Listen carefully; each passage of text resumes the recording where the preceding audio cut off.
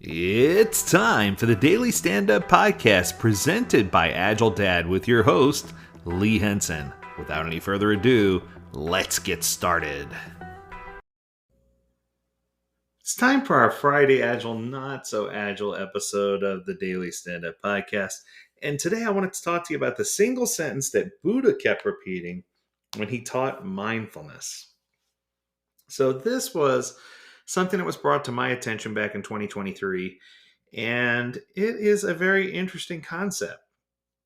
So, if you think about Buddha, there's a single line that keeps popping up throughout all of the discourses on mindfulness if you look or follow or study Buddha. Now, I had an opportunity to research and find out that it was composed in a Pali language. Um, and there's a certain spirit behind those words, but there was one line that just imprinted itself on my mind, and it's Atapi sampajjano satima. It's Atapi sampajjano satima. It's a refrain of the Satipatthana Sutta, and it's the most succinct definition and description, if we did that, as mindfulness in Buddha's own words. So when you start thinking about mindfulness, let's break this down for you, because I thought it'd be fun to break down what Buddha was trying to say. So let's start with Atapi. So Atapi, the root word comes from Sanskrit tap, which means heat. I thought that was interesting. So if you think about Atapi, it's ardently, with vigor, or intensely. It's the basis for the concept of tapasya, or penance in yoga, which isn't as scary as it sounds. It's an increase in the intensity level of our practice so that we're shifted out of what we call habitual mode into more of a growth-oriented and malleable state of plasticity. So if you think about it from that perspective, to pursue mindfulness more intensely means to be ready for all the impurity that might come up as a result of it. So it's a whole process of purification, where when an impurity arises, we have it go to pass, just as it would as if a piece of iron ore is being heated or refined to produce pure metal. Without the heat, without the intensity, the practice falls short, and it won't help us reach the depths of our inner self as taught by Buddha. So I thought that was very interesting. Okay, let's go to sampajjano. So sampajjano, by definition, means completely understanding or fully aware.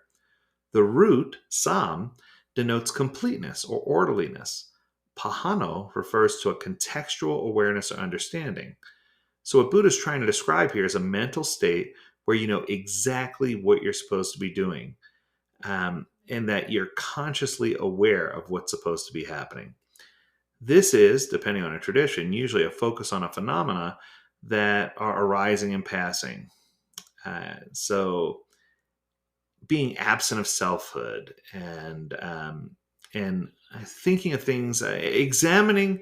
So when you get into this mode of examining, it erodes your clinging and identification, which causes of suffering. It helps you disconnect from the suffering, and it helps you really get a good understanding of who you are.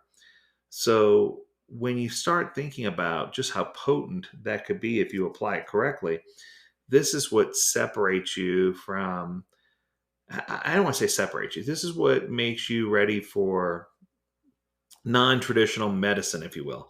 This is the potent medicine of well-being. This is how you can really articulate through mental awareness where you're trying to go and what you're trying to do. That's the easiest way for me to describe it.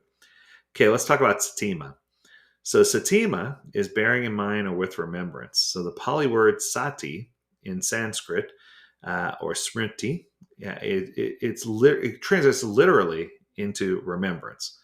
So it's not quite mindfulness as we understand it today, being in a present moment, but a more widely encompassing state of awareness on past events and on present events. So past events are recalled skillfully, such as meditation instructions or things along those lines. Present events arising and passing are the conscious anchor of the mind. And you can also plan for the future, but never get lost inside conceptualization. So you need to expand your mode of conduct to be able to access the past, present, and future rather than be unconsciously torn between all three. You need to be able to compartmentalize. So remembrance is all about bearing something in mind, of ensuring that this candle of knowledge is maintained continuously so that the process of purification continues throughout your life. So if you ever feel lost, it's time for you to refocus and redigest some wisdom.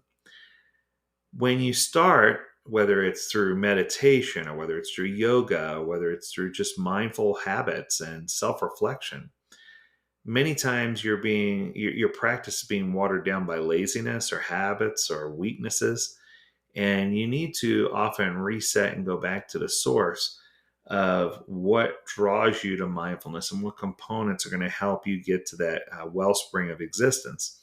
And I think that part of it is really understanding how to revamp your mind in a way that you can search for insights to help guide you so that you can have all the happiest experiences for yourself, but that you're a font of happy experiences for others.